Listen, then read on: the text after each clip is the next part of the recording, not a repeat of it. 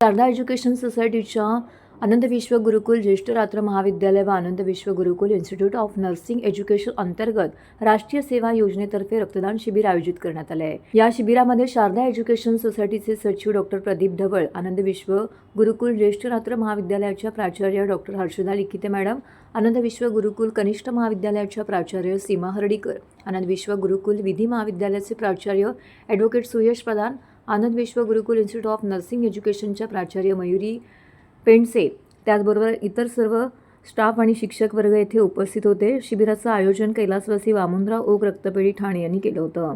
शिबिराची सुरुवात सायंकाळी 4 वाजता झाली। या शिबिरात राष्ट्रीय सेवा योजनेच्या स्वयंसेवकांनी, महाविद्यालयाच्या इतर तरुण विद्यार्थ्यांनी, शिक्षक, शिक्षकेतर कर्मचाऱ्यांनी सुद्धा उत्साहाने सहभाग घेतला आणि 49 रक्तदात्यांनी रक्तदान केलं। शिबिरामध्ये स्वच्छ आणि सुरक्षित वातावरणात रक्तदान करण्याची सुविधा पुरवण्यात आली होती। रक्तदानासाठी लागणारी सर्व उपकरणे आणि प्रक्रिया योग्य प्रकारे ठेवली गेली होती। राष्ट्रीय सेवा योजनेच्या कार्यक्रम अधिकारी संजना बाबल यांनी सूत्रसंचालन केलं, तर आनंद विश्व गुरुकुल आणि आनंद विश्व गुरुकुल इन्स्टिट्यूट ऑफ नर्सिंग एज्युकेशनच्या प्राचार्य मयुरी पेंडसे यांनी प्रास्ताविक केलं। रक्तदान हा एक अत्यंत महत्त्वाचा आणि जीवनदान देणारा उपक्रम आहे। या उपक्रमामुळे अनेक जणांची जीवनाची संजीवनी मिळण्यास मदत होते। रक्तदान करणाऱ्यांना यावेळी प्रमाणपत्र तसेच स्मृतिचिन्ह दिलं गेलं। तसेच रक्तदानाचे महत्त्व व त्यांच्या फायद्यांवरती विशेष माहिती देणारे कार्यक्रम देखील येथे राबवण्यात आला।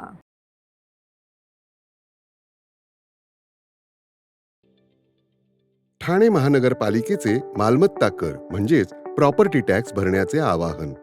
सन 2022-23 या आर्थिक वर्षाचे मालमत्ता कराचे म्हणजेच प्रॉपर्टी टॅक्सचे बिल ठाणेकर करदात्यांना महापालिकेमार्फत आर्थिक वर्षाच्या सुरुवातीस म्हणजेच माहे एप्रिल 2022 मध्ये देण्यात आलेले आहे। तथापि अद्यापही काही करदात्यांनी मालमत्ता कर महापालिकेकडे जमा केलेला नाही। सध्या आर्थिक वर्षाचा अंतिम टप्पा सुरू झाला आहे। मालमत्ता कर वसुलीसाठी महापालिकेतर्फे कडक कारवाई हाती घेण्यात आली आहे। या अंतर्गत जंगम मालमत्ता, टीव्ही, फ्रीज, वाहन व इतर जप्त करणे तसेच स्थावर मालमत्ता वॉरंट बजावून जप्त करण्यात येत असून मालमत्तेचा जाहीर विक्रीद्वारे लिलाव करून कराची रक्कम वसूल करण्यात येत आहे।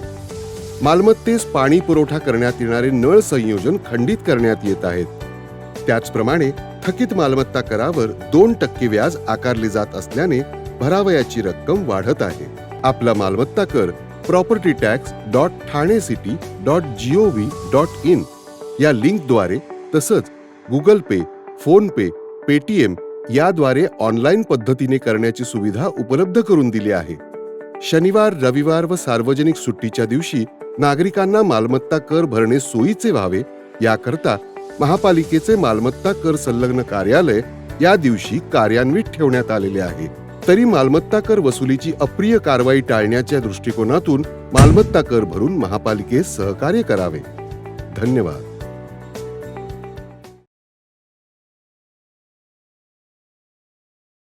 शहीद हॉल, रमाबाई आंबेडकर नगर, घाटकोपर येथे आयोजित करण्यात आलेल्या समारंभात डॉक्टर बाबासाहेब आंबेडकर फाउंडेशनच्या वतीने दिलीप भाऊ यादव यांना महाराष्ट्र समाजभूषण गौरव पुरस्काराने सन्मानित करण्यात आले आहे। यावेळी दिलीप भाऊ यांनी देण्यात आलेल्या पुरस्काराबद्दल, आपण मला दिलेला सन्मान हा माझ्यासाठी ऊर्जादायी आहे। आपण दिलेल्या पुरस्काराने मला नक्कीच समाजकार्याची अधिकाधिक ऊर्जा मिळेल। माझ्याकडून यापुढेही असेच समाजकार्य होत राहील याची मी आपल्याला शाश्वती देतो, असं दिलीप भाऊ यादव यांनी आपलं मनोगत व्यक्त करताना म्हटलं आहे। यावेळी रमेश दोडके, समाजसेवक राजू मानकर, खानदेश सेना अध्यक्ष अशोक रमेश सोनावले, समाजसेवक व इतर कार्यकर्ते, मित्रपरिवार मोठ्या संख्येने येथे उपस्थित होते।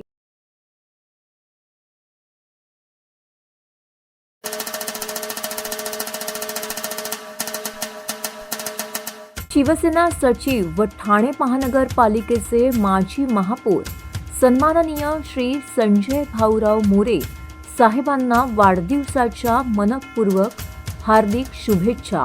शुभेच्छुक मिहिर ठक्कर आपल्या कार्यकर्तृत्वाने ठाणे शहराच्या विकासामध्ये आणि जडणघडणीत महत्त्वाचे योगदान देणारे शिवसेना सचिव व ठाणे महानगरपालिकेचे माजी महापौर सन्माननीय श्री संजय मोरे साहेबांना पुनश्च एकदा वाढदिवसाच्या मनपूर्वक हार्दिक शुभेच्छा।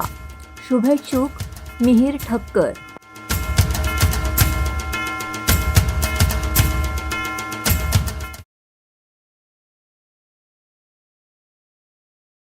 ठाणे जिल्ह्यात शुक्रवारी दुपारी 12 नंतर 38°C तापमानाची नोंद करण्यात आली आहे. या वाढत्या तापमानाचा फटका ठाणे जिल्ह्यातील नागरिकांना आता बसू लागला आहे. काही दिवसांपासून तापमानात होत असलेल्या चढउतारामुळे नागरिकांना अंगदुखी, सर्दी, खोकला, घसा दुखणे, तापाची लक्षणे दिसू लागली आहेत. असे 60 ते 70 रुग्ण दिवसाला येत असल्याची माहिती ठाण्यातील एका खासगी डॉक्टरांनी दिली आहे. ठाणे जिल्ह्यात फेब्रुवारी महिन्याच्या सुरुवातीच्या 10 दिवसामध्ये 28°C ते 32°C इतकी तापमानाची नोंद करण्यात आली होती. त्यामुळे वातावरणात काही प्रमाणामध्ये गारवा जाणवत होता, परंतु दुसऱ्या आठवड्यापासून तापमानामध्ये चढउतार होत असल्याचं दिसून येत आहे. सकाळी 10 वाजताच्या नंतर उन्हाच्या झळा तीव्र बसण्यास सुरुवात होतीये. 3 दिवसापूर्वी ठाणे शहरातील तापमानातही वाढ झाली होती. जिल्ह्यात शुक्रवारी दुपारनंतर 38°C तापमानाची नोंद झाली आहे. या उष्ण वातावरणामुळे रोगप्रतिकारक शक्ती कमी होत असते, त्यामुळे उन्हातून घरी आल्यावरती साखरयुक्त पेय पिणं गरजेचं आहे, असा सल्ला डॉक्टरांकडून दिला जातोय. या तापमान वाढीचा परिणाम नागरिकांच्या आरोग्यावरती होऊ लागला आहे. गेल्या काही दिवसांपासून सर्दी, खोकला, ताप, अंगदुखी, घसा दुखीने नागरिक त्रस्त झाले आहेत. शहरातील छोट्या दवाखान्यात तसेच आरोग्य केंद्रात या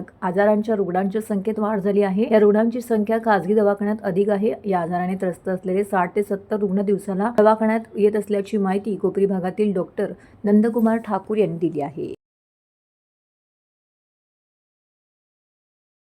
प्रभाग समितीच्या बीट डायरीत नोंदवण्यात आलेली सर्व अनधिकृत बांधकामं तोडण्यास सहाय्यक आयुक्तांनी कोणतीही हयगय करू नये.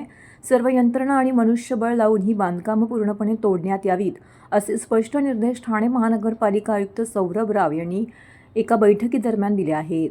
अनधिकृत बांधकामांच्या निष्कासनासाठी सर्वस्वी नवीन पद्धती स्वीकारावी लागेल, असंही त्यांनी स्पष्ट केलंय. ठाणे महानगरपालिका क्षेत्रात सर्व प्रभाग समिती क्षेत्रात मिळून 769 अनधिकृत बांधकामं आहेत. त्यापैकी 663 अनधिकृत बांधकामांची नोंद प्रभाग समितीच्या बीट निरीक्षकांनी बीट डायरीमध्ये केलेली आहे. ही सर्व बांधकामं पक्की, अर्धी पक्की, कच्ची कोणत्याही स्वरूपात असली तरी ती तात्काळ तोडून टाकावीत, असे महापालिका आयुक्त सौरभ राव यांनी स्पष्ट केले आहे. हे तोडकाम करताना पोलीस बंदोबस्त मिळाला नाही, स्थानिकांचा विरोध होत होता, दबाव आला. अशा प्रकारची कोणतीही कारणं न सांगता अनधिकृत बांधकामांचे निष्कासन झालं पाहिजे.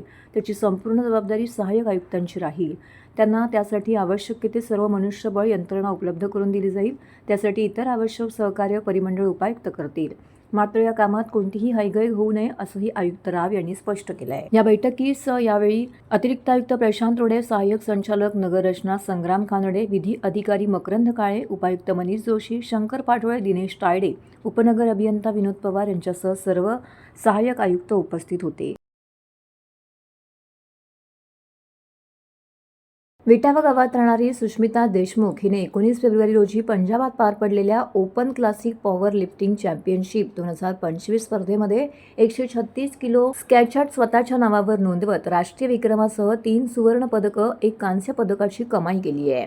नुकतीच lovely professional university Phagwara Punjab येथे पॉवर लिफ्टिंग इंडिया असोसिएशन यांच्या मान्यतेने SBD Indian open classic power lifting championship 2025 झाली.